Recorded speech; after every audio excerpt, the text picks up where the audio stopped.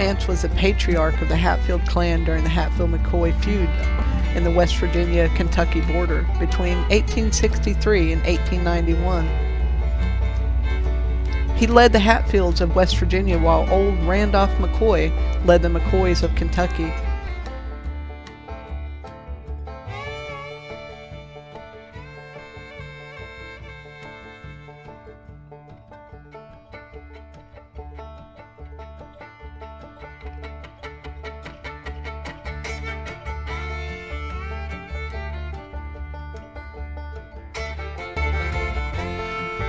Hello everyone, welcome back to the Hillbilly Files. My name is Leo, for those of you who don't know, and I will be your host for a little adventure today. I am just outside of Matewan, West Virginia, in a little place called Newtown, West Virginia. Very unusual place, an unusual sight, which I guess that's pretty normal, isn't it, anymore, you know? Normal for us is bringing you guys unusual things. And that's what we're up to today. I am, believe it or not, I am at the mouth of Straight Fork at the birthplace of Devil Anse Hatfield. This is where he was born. Now, just go over the sign real quick. I got a little story for you guys today. Now, William Anderson Devil Anse Hatfield was born at his parents' home here on the Straight Fork of Mate Creek. His birth occurred on September 9th in 1839, and he lived until 1921. He served with distinction in the Civil War and later prospered in the timber industry. Ance and his wife, Levice, had 13 children, and his nephew became governor of West Virginia.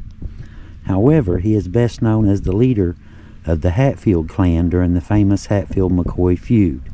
There's a statue of Devil Anse at his grave in Sarah Ann, West Virginia. Now, like I said, this is where Devil Anse was actually born, on this little piece of property. But you see, we're not actually here for Devil Anse. On May 23rd of 1853, the mother of William Devil Anse Hatfield did something pretty amazing for the time period.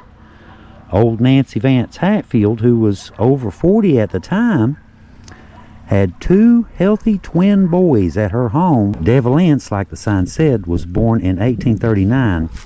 So by the 1860 census, he had started his own family. But Patterson and his twin, Smith, were 5 at the time. They lived here with their parents, Nancy Vance and Ephraim Hatfield, who was called Big Eph. Now, there's some discrepancy about that, Big Eph, Big F. In 1860, living at home still was 20-year-old Andrew, 18-year-old Ellison, which I'm guessing most of you know who he was, 14-year-old Elias, 13-year-old Emma, and 11-year-old Bridget. By 1880, the twins were 24. Patterson had married a lady named Lucretia Jane Lockhart, and she preferred to be Jane, so we'll go with that. We'll call her Jane. The 1880 census showed a now widowed and aging Nancy Vance living with Pat and Jane, as well as Jane's brother, John Lockhart, and his wife, also named Jane. So maybe calling her Jane wasn't such a great idea after all. Meanwhile, in 1880, Smith, the other twin, was married to a woman named Elizabeth Harmon, who went by Betty, and they already had 2 children, 5-year-old Lona and a 3-year-old that we can't make out the name. The twins are both listed as farmers, which was very common back then. A lot of people didn't have jobs. They had a house with a farm, and they were considered farmers. By 1900, Patterson is around 46, and his house has exploded with children. He has 8 children living with him at the time. Smith, on the other hand, has 1 daughter with them, Nancy, and 1 boarder named John Thompson, who was 31. This is also where the birth dates of the twins are a bit off, as it shows one being 2 years older than the other. Census back then was to be taken with a grain of salt. They are both still shown as being farmers. On July 4th, 1902, something goes terribly wrong. Patterson somehow dies at the age of 49. To this day, it's still unknown exactly what he died from. But either way, this left Jane to raise this huge family all alone. Meanwhile, his brother Smith continues his life, having many Christmases, birthdays, and seeing grandchildren being born. He also remarried to Louise Hubbard in 1909 before dying at the ripe old age of 85 of ascites due to heart failure. His death certificate lists him as being divorced.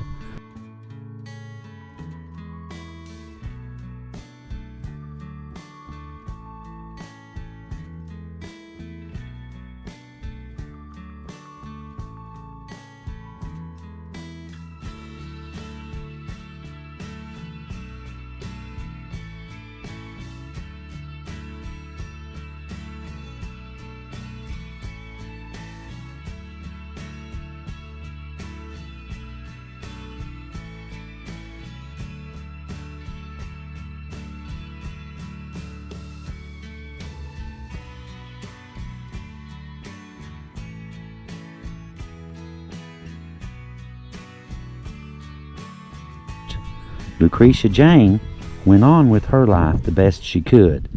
Her last census has her living with her children, Henry, Burgess, Anderson, and Martha, who were young adults at the time but hadn't moved out on their own yet. She died at the age of 66 and was laid to rest next to Patterson. Now here in a minute, we're going to head up to the Ellison Hatfield Cemetery where Ellison is. And we're going to see if we can find Devil Anse Hatfield's twin brothers. That's where we're headed to next. Now this is the Ellison Hatfield Cemetery, just down the road from Straight Fork. It's right up here. I just came right back down this way just a little bit. It's a cold old day today, ain't it? Trust me on that one. It looks cold, but it's a little bit colder than it looks. Now, Asa Harmon McCoy was arguably the first death of the feud, but Ellison's death is the one that really kind of kicked it into high gear. When the McCoy boys killed Ellison at the hog trial cabin, that, more or less kicked it into high gear, really. But anyhow, I'll read the sign to you real fast, and then we'll go up and we'll see if we can't find these two guys. Ellison Hatfield Cemetery. The Ellison Hatfield Cemetery is the final resting place of Devil Anse Hatfield's younger brother, Ellison. Ellison was attacked by 3 of Randall McCoy's sons at the election of 1882 on Blackberry Creek in Pike County, Kentucky. He soon died from his wounds, and the McCoys were executed by the Hatfields. It doesn't say that, but in retribution at the Pawpaw Tree Massacre, the Pawpaw Tree site. This cemetery also holds the remains of Ephraim Hatfield, who was Devil Anse and Ellison's father, known as Big Eve. He settled in this area in the 1830s. Ephraim was a justice of the peace and a well-respected member of the community. Now, like the sign said, this holds also Ephraim is here and several other Hatfields as well. My mom was a Blair, and there's several Blairs up here on this mountain. My name is My name is Leo New. No relation to the new town, you know. Coincidence, of course. I'm technically speaking, I'm a Blair with the name. So that's how that worked out. Heather and I have talked about maybe even having it legally changed, but I don't know if I'd do Blair. I'd do like, I don't know, Leo Dragon Breath or something, you know, something cool. If you're going to do it, make it something cool, right? But anyhow, we'll get up here. We're going to climb this hill, and I'll show you guys a few of the other graves here as well. Show you a few. But we're going to try to find Patterson and Smith. That's who we're looking for today. Devil Anse Hatfield's twin brothers. A lot of steps in it. They're all short too. They're only like 3 inches tall. Little tiny steps. There's enough of them though. There's enough of them. Kind of pretty out, isn't it? Looks cold though. This little snow here and there on the mountains. It's not very high. High enough, I suppose.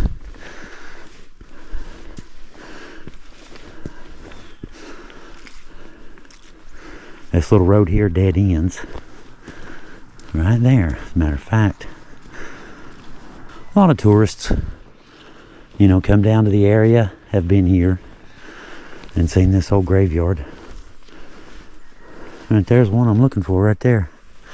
Matter of fact, right there's one of them. Is it? Yeah. Yeah, that's Pat right there. That's Pat and his wife right here. We found that one. It didn't take long, did it? This is one of them. This is right here. And his wife as well, matter of fact. But we are looking for now Smith. Now this one is a flat one, and it lays on the surface, one of those that lay flat. But that right there is one that we were looking for. It's one of them. Right off the bat. Can't beat that, can you? Now, to see if we can find Smith. I see a couple flat ones there. Nope.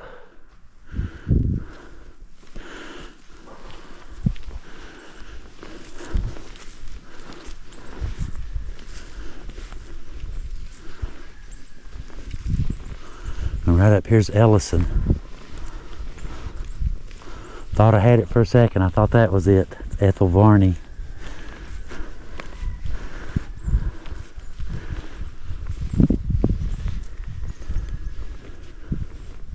Now right here's Floyd and Sarah and Ellison right there. Let's see, Ephraim here. Ephraim Hatfield right there. And Nancy Vance right beside of him. She's right here. Found it. I found it right here. Smith Hatfield. Right there it is. Found them both. Well, that was quick. I'm used to a little bit more of a struggle than that. This is the Blairs up here, by the way. That's some of Mom's family. It's right up here in the corner. Beautiful old cemetery though, isn't it? Absolutely beautiful. Even this time of year. How cool is that? Just walk right up and find both of them. Find both of the graves that you're looking for within a few minutes. That never happens. Okay, that's happened once. I think twice now. Just walk right up on both the graves you're looking for. But that is them. We have actually found them, guys. And now you guys have been, you've seen Devil Anse Hatfield's twin brothers' graves. How cool is that? And Ephraim right here. there's a bunch of them, which there's, you know, it's a Hatfield graveyard. There's several of them. There's several McCoys as well. But there's quite a few of the Hatfield family up here. Like I said, Ellison right there.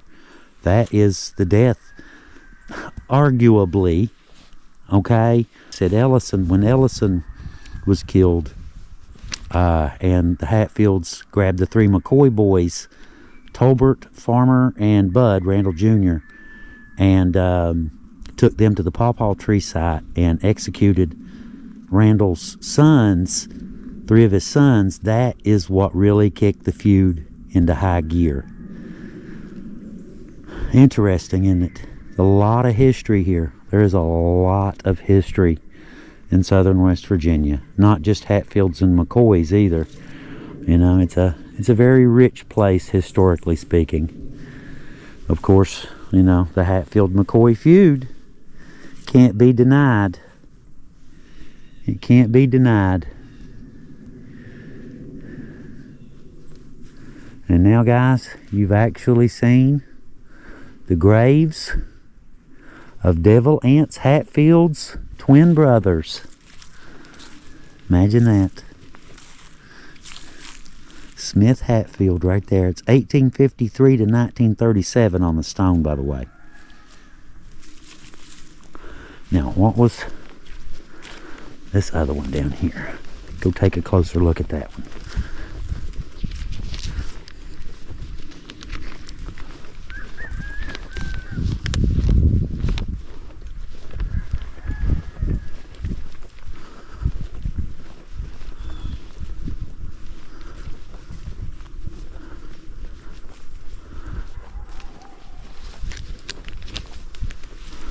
Yep. Pat Hatfield. Pat Hatfield.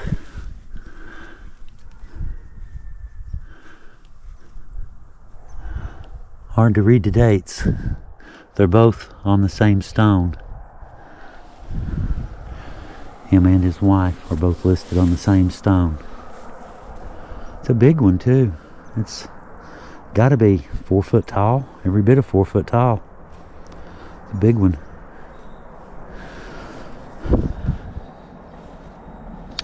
But anyway, guys, it looks as though we came out here on a cold day looking for 2 graves and to tell you a story. And it looks as though we told the story and found the 2 graves really easy this time. I'm not used to, like I said, I'm not used to that. I'm used to riding the struggle bus for a couple hours when I get to the graveyards.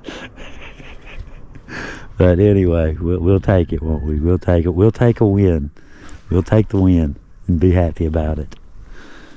Anyway, guys, thank y'all very much for coming along with me today out here on this frigid afternoon.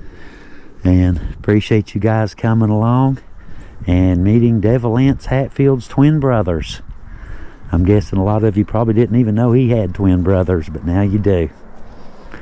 That's the good thing about it. You know, there's all kinds of, you know, there's these little A&E, you know, they do, and, you know, what, Discovery, they do these little, you know, shows, reality shows, Hatfields and McCoys. There's been like 6 of them, and they'll have, you know, the Hatfields, they're on the Hatfield Ranch, and the McCoys, they're on the McCoy Ranch, and they're feuding and they hate each other. And there's just only one problem with that: none of it's real.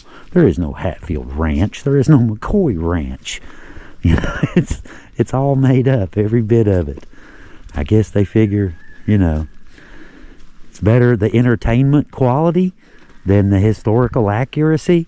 But it just seems to me you can make it interesting and fun and keep the historical accuracy and do it all at once and entertain all at the same. At least I hope you're entertained anyway.